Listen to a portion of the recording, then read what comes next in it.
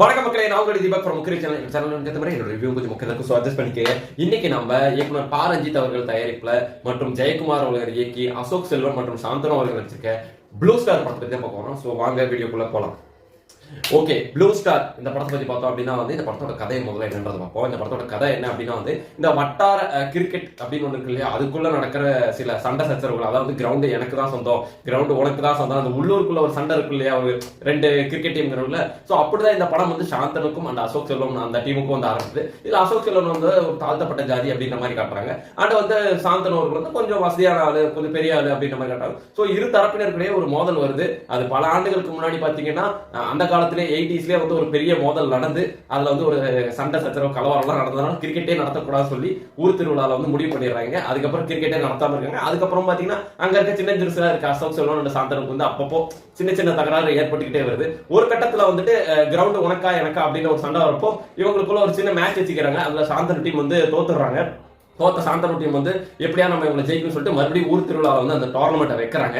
அந்த டோர்னமெண்ட்ல நம்ம சாந்தனு அவர்கள் என்ன பண்றாரு, தோத்துருவோம் அப்படின்ற பயத்துல லீக் பிளேயர்ஸை வெளியே இருந்து, அதாவது ரிச்சான பீப்புள்ஸ் ட்ரைனிங் எடுக்கிற அந்த லீக் பிளேயர்ஸை கூட்டிட்டு ஒரு 3 பேர் கூட்டிட்டு இந்த அசோக் செல்வன் டீம் அடிச்சு நொறுக்கி தோக்கடிச்சிடறாங்க. தோத்து முடிச்ச உடனே சாந்தனு அவர்கள் அந்த லீக் பிளேயர்ஸ் காசு கொடுக்க போறப்போ அந்த நெட் பிராக்டிஸ்ல அவங்க சில தடுமாறுறாங்க லீக் பிளேயர்ஸ்.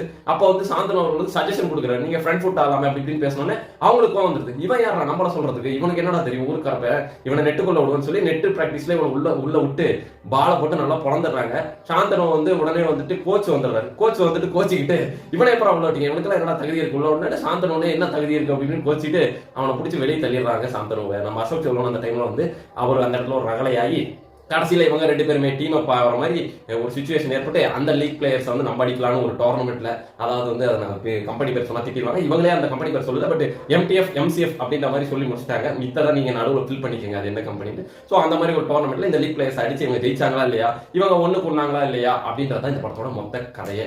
ஸோ கதைன்னு பார்த்தா இவ்வளவு பெருசா போகுது. பட் இதுக்குள்ள பார்த்தோம்னா நிறைய விஷயங்கள் பேசியிருக்காங்க. அதாவது சமத்துவம் பேசியிருக்காங்க, ஒற்றுமையா இருக்கணும்னு பேசியிருக்காங்க, ஊர் ஒண்ணு பட்டா எல்லாமே முடியும் அப்படின்ற மாதிரி பேசியிருக்காங்க. ஸோ நிறைய விஷயங்கள் பேசுறது, ஸ்போர்ட்ஸ் தான் டிசிப்ளின் அப்படின்ற மாதிரி பேசுறதுக்கு. இப்போ நிறைய ஸ்போர்ட்ஸ் படங்கள் பார்த்தோம் அப்படின்னா பெரிய பட்ஜெட்டை நம்ம இந்தியா பாகிஸ்தான் அந்த மாதிரி ரொம்ப பெரிய லெவலில் இன்டர்நேஷனல் லெவலில் தான் எடுத்துட்டு இருக்காங்க. பட் இந்த மாதிரி ஒரு உள்ளூர் கிரிக்கெட்டையே ரொம்ப என்கேஜிங்கா சூப்பரா கொண்டு போக முடியும்னு இந்த படத்துல காமிச்சிருக்காங்க. முக்கியமா இந்த கதை ஃபுல்லாவே பாத்தீங்கன்னா 90ஸ்ல நடக்கிற மாதிரி இருக்கிறனால அந்த பீரியாடிக்கு அந்த ஹேர் ஸ்டைல் ஆகட்டும், காஸ்டியூம் ஆகட்டும் எல்லாமே ரொம்ப பர்ஃபெக்டா தான் பண்ணியிருக்காங்க இவங்க இந்த படத்துல. அண்ட் தென் பார்த்தோம் அப்படின்னா கீர்த்தி பாண்டியன் அவர்கள் அவங்களோட ரோலை ரொம்ப நல்லாவே பண்ணிருக்காங்க. இந்த படத்துக்கு லவ் தேவையா அப்படின்னு ஒரு சிச்சுவேஷன் நமக்கு தோண ஆரம்பிப்போ, ஒரு லவ் ஃபெயிலியர் ஒரு பையனை அவன் கெரியர்ல எந்த அளவுக்கு நல்லா கொண்டு போகும் அப்படின்றதா. ஸோ லவ் ஃபெயிலியர் ஆயிட்டா நம்ம தாடி வளர்த்திட்டு அப்படி இப்படின்னு தான் தனி அடிச்சு தெரியணும்னு கிடையாது, நம்ம கெரியர்லயே ஃபோக்கஸ் பண்ணணும் அப்படின்றது இந்த படத்துல சொல்லியிருக்காங்க. தென் இந்த படத்துல மிகப்பெரிய பாசிட்டிவ் அப்படின்னு பார்த்தா அசோக் செல்வனுக்கு தம்பின்னு சொல்லிட்டு ஒரு கேரக்டர் வராரு. அவர் பாத்தீங்கன்னா நம்ம இந்த அட்டகத்தி படத்துல தினேஷ் சொல்றாரு இல்லையா, அதே மாதிரி ஒரு ரிசம்லஸ் கேரக்டர்.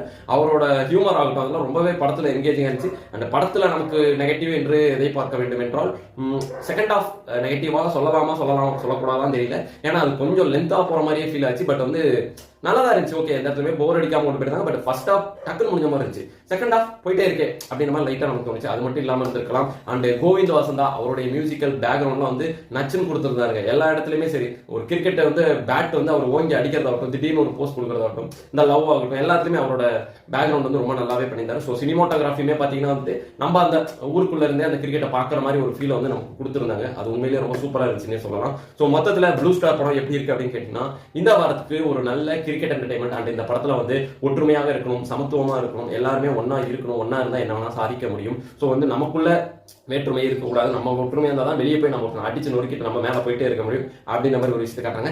இன்னொரு முக்கியமான ஒரு நெகட்டிவ் நான் இது பா ரஞ்சித் அவர்களோட படத்துல ரொம்ப நாளாக கவனிக்கிறேன். அதை இந்த இடத்துல நான் பதிவு பண்ணிட்டு போகலான்னு நினைக்கிறேன். என்னன்னு கேட்டீங்கன்னா இந்த ப்ளூ கலர் அப்படின்றது இருக்கு இல்லையா, அது எல்லாருக்கும் ஓகே, அவரோட விருப்பம் அது கொடுக்குறாரு ஓகே. பட் எங்கேயுமே பிரிவினை இருக்கக்கூடாது, வேற்றுமை இருக்கக்கூடாதுன்னு சமத்துவம் இருக்கணும் பேசிட்டு வர இவங்களே நாங்க ப்ளூ கலர், நீ இந்த கலர், அவன் இந்த கலர் அப்படின்னு இவங்களே ஒரு பிரிவினையை தான் வச்சிருக்காங்கன்னு எனக்கு தோணுது. ஏன்னா படம் பேரே பாத்தீங்கன்னா ப்ளூ ஸ்டார் வச்சு போட்டாங்க. அதனால படம் ஃபுல்லா பாத்தீங்கன்னா எங்க பார்த்தாலும் ப்ளூவா தான் தெரியுது. அவங்க வீடு கூட ப்ளூவா தான் அடிச்சு வச்சிருக்காங்க. அந்த படம் முடியறப்போ டைரக்டர் பேர் வரும்போது ஜெயக்குமார்ன்றது ப்ளூல தான் வருது. ஸோ இவங்களே ஒரு இது நாங்கெல்லாம் ப்ளூ கலர், நீங்கெல்லாம் இந்த கலர், அவங்கெல்லாம் இந்த கலர் அந்த மாதிரி பிரிச்சுக்கிறாங்க. காவி கலர்னா வேற ஆளுங்க, ப்ளூ கலர்னா இவங்களே இவங்களுக்குள்ள ஒரு பிரிவாக தான் வச்சிருக்காங்க. இவங்க ஏன் வேற்றுமை பேசுறாங்கன்னு நமக்கு தெரியல.